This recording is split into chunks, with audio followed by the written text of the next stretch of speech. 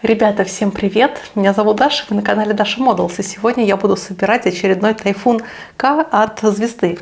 В прошлом году, или даже позапрошлом, я собирала две таких модели, они были в 35 масштабе, а в этом году новиночка в 72 масштабе. Это, по сути, одна и та же модель, только немного уменьшена и слегка упрощена. А мне даже так больше нравится. Давайте смотреть, как я буду собирать этот автомобиль. Итак, передо мной коробка с российским бронеавтомобилем Typhoon K. И мы можем наблюдать на бокс-арте, как этот автомобиль едет по понтонному мосту в составе колонны. Явно тут не один бронеавтомобиль передвигается через реку. Ну а больше контента обо мне вне моделизма вы можете найти на моей страничке на Boosty. Ссылочка будет в описании. И спасибо всем, кто поддерживает меня через функцию спонсорства на YouTube, а также в донатах в ВК и на Boosty. И на обратной стороне у нас собранная модель, и здесь мы можем посмотреть, что можно сделать автомобиль в нескольких вариантах, а точнее с открытым или закрытым люком для посадки десанта. А кстати, на боковичках есть также другие варианты военной техники в 72 масштабе у Звезды. И, например, вот такой Панцирь С1 я собирала на своем канале, и это видео является самым популярным на данный момент. Давайте приступать к сборке. А купить все необходимое для постройки модели, например, инструменты, краски и сами наборы для сборки вы можете в магазине «Модельная лавка». Тут огромный выбор моделей, регулярные скидки и оперативная доставка делают этот магазин одним из самых лучших. А применяя этот промокод на свой первый заказ, вы получите скидку в 500 рублей. Ссылочка на магазин и промокод есть в описании к видео. И внутри нас встречает схема окраски.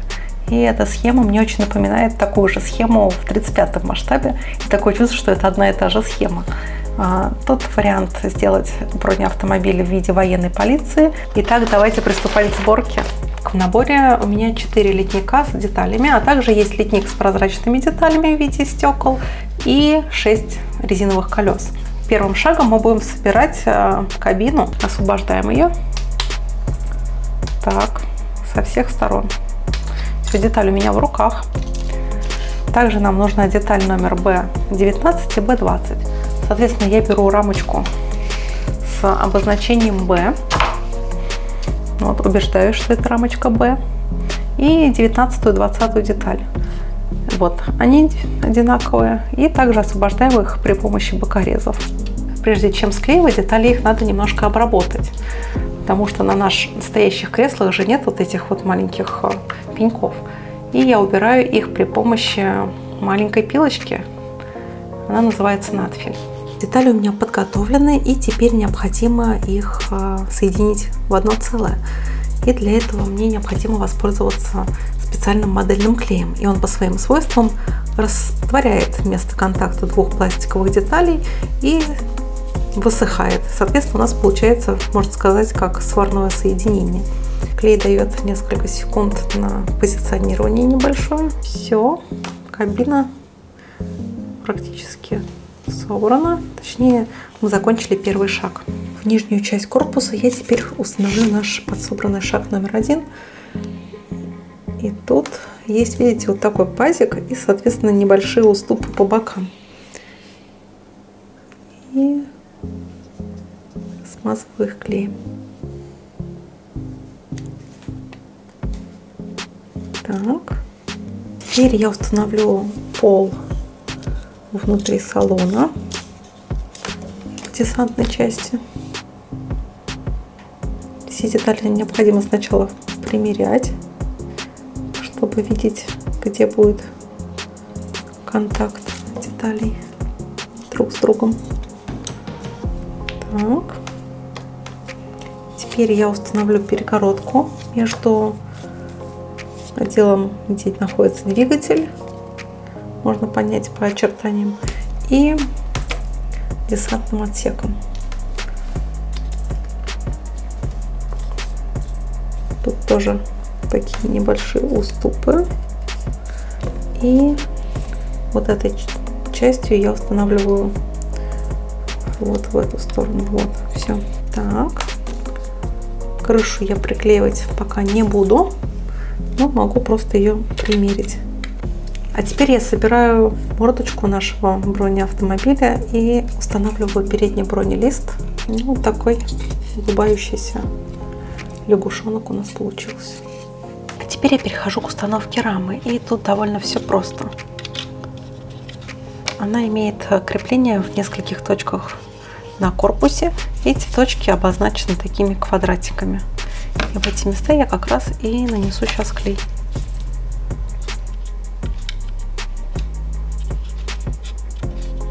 А теперь я перехожу к установке системы кардан-валов, потому что это полноприводный автомобиль с приводом практически на каждое колесо.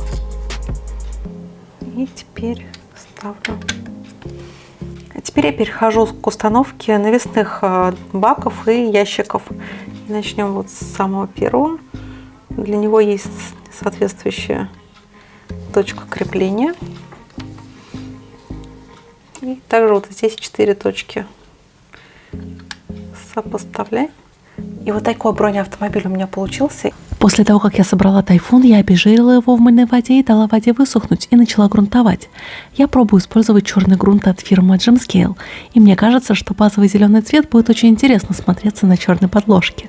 Модель у меня небольшая, и окрасочных материалов на нее потратится не так много. Я за это очень люблю 72-й масштаб. А еще эта модель не займет очень много места на полочке. После того, как грунт немножко высох, я могу приняться за окраску базового слоя, и на этот раз я буду использовать новинку от фирмы Gemscale. Это новые спиртовые акрилы. И интересно, что этим летом появилось сразу 2 линейки спиртовых красок отечественного происхождения. Это Machete и Gemscale. Палитра первых же красок больше заточена для окраски автомобилей. Там очень много глянцевых цветов. Даже зеленая краска там глянцевая. А тут мне нужен матовый оттенок. И он как раз есть в палитре от Gemscale. И я выбрала цвет, который называется NC1200. Это серовато-зеленый цвет. Как раз то, что нужно для современной российской бронетехники. И обратите внимание, что спиртовые краски разбавляются либо фирменными растворителями, или же изопропиловым спиртом. Например, краски от Gemscale я разбавляла растворителем от Machete. И да, спиртовые акрилы для окраски аэрографом обязательно нужно разбавлять. Примерно 1 к 1, если вы красите красками от Machete. Или 1 к 3, если вы будете красить спиртовыми красками от Gemscale. Мне хочется высветлить некоторые детали модели, в частности лючки на крыше, и сделать градиент на верхних бортах. И для этого я в базовый цвет добавлю капельку охристого оттенка от Machete. И интересно, что эти краски двух брендов отлично смешиваются друг с другом. И таким светлым оттенком я пройдусь по обозначенным выше местам, что сделает модель немножко более объемной. Это далеко не первая модель, изображающая современный российский бронеавтомобиль класса МРАП, которую я строю. Пару лет назад звезда взорвала рынок выходом модели Typhoon K в 35-м масштабе, и я, естественно, принялась за сборку этой интересной модели. Далее я решила построить еще один Typhoon K, но в более интересном варианте. Я решила пофантазировать, как бы выглядел бы супербронированный грузовик, и приделала грузовую платформу с некоторыми доработками на базовую модель Тайфуна. И вот что у меня из этого получилось. Конечно, к этой модели есть некоторые вопросы. В начале этого года я сделала модель младшего брата Тайфуна К, Тайфун ВДВ. Хоть эта машина и имеет одинаковые названия, но концептуально, как вы видите, они совершенно разные. И оба принадлежат к классу МРАП, то есть они имеют повышенную защиту от мин и засад. Время смывки, и под такой зеленый цвет отлично подойдет темно-коричневая смывка. Смывка – это жидкая масляная краска, которая не взаимодействует с основным слоем краски, и она отлично растекается по рельефу модели, делая ее поверхность более реалистичной. Смывку можно сделать и в домашних условиях, или же купить готовую.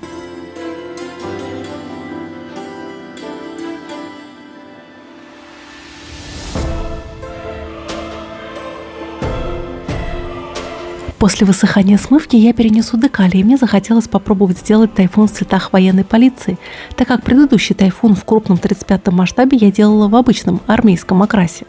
Отличительной особенностью полицейских машин являются красные полосы и люстра спецсигналов на крыше, плафоны которых я уже покрасила синим прозрачным лаком от Tamiya. А я покрыла модель матовым лаком, чтобы сгладить глянец декали. Лак я наношу как обычную краску. А теперь я методом сухая кисть выделю рельеф. То есть если смывкой мы выделяем углубления, делаем их более темными, то теперь я выделю выпуклости и сделаю их немного светлее. Обратите внимание, что я тут работаю специальной кисточкой для метода сухая кисть от фирмы Mini Warm Paint. Но и сойдет для этого метода и обычная пухлая кисточка, например, из косметички. И я из болотной и белой масляных красок сделаю смесь. Макнула в нее кисточку и вытерла об салфетку почти насухо. И вот такой кисточкой я прохожусь по всей модели практически без нажима. Также я поставила на свои места стекла, и в современных российских бронеавтомобилях они имеют характерный зеленоватый оттенок. Раньше я его имитировала при помощи лака зеленого цвета, но тут я попробовала применить полупрозрачную пленку от фирмы SX Art, и результат мне понравился намного больше, чем когда я это делала лаком. Главное следить, чтобы не было пузырей, в принципе, как и в случае с обычной тонировкой на настоящем автомобиле. А методом масляных точек я усложню цвет зеленого кирпича. Тут я применяю два цвета – серый, зеленый, а потом вертикально растушевываю их кисточкой, чуть смоченной White Spirit. Сирийские тайфуны стали неким символом присутствия России на Ближнем Востоке. Особенно колоритно они смотрятся на фоне американских военных машин. Конечно, сейчас все меньше американцами используются хаммеры, или же, как правильно их называть, хамви. Их заменяют более продвинутые машины класса МРАП. Но в парке Патриот можно поразглядывать только прокачанные версии хаммеров, которые действительно напрямую противостояли российской армии. Эти хаммеры прокачаны местными боевиками и не из совсем легальных формирований. И в такой прокачке они выглядят очень необычно, очень брутально и даже страшно. И более подробно о моем репортаже об этой выставке вы можете ознакомиться в специальном видео у меня на канале. Я постараюсь разместить ссылочку на него в описании или в закрепленном комментарии. Я хочу немножко загрязнить ходовую часть модели, и для этого я использую грязевую жижу от АМО. Но сейчас есть в продаже и аналогичные средства от отечественных производителей. А нанесу я жижу при помощи аэрографа и широкой кисти. Я макаю кисть в жижу и чуточку убираю лишнюю влагу, а теперь направляю аэрограф на кисть. И таким образом у меня получаются вполне аутентичные брызги. Звезда почему-то упорно не хочет комплектовать свои модели в 72-м масштабе дворниками. Так что я решила выйти из этой ситуации и из скобок для степлера сделала самодельные детали. И я их приклеиваю на свое место. И сухими пигментами я завершу образ боевой грязной машины. Первое мое знакомство с квадратным тайфуном случилось на репетиции Парада Победы. Мне тогда удалось заснять уникальные кадры, как бойцам очень уютно внутри машины. Так что вы тоже можете оценить. Также тайфун я заметила на выставке форума «Армия-2022» в прошлом году. И на этот раз мне тогда удалось полностью обойти машину и оценить все мелочи. В контексте изучения тайфунов я наткнулась и на китайский вариант аналогичной машины. И первые кадры броневика появились в сети намного позже первых кадров камазовской машины. Так что очевидно, что китайцы вдохновлялись нашим МРАП. И получилось примерно как в том меме, но только не списывай точь-в-точь. И вот мой тайфун готов. Очень интересно сравнить готовую модель с другими моими поделками, например, с тайфуном в 35-м масштабе. Так что вы тоже сможете оценить, насколько 72-й масштаб компактнее 35-го.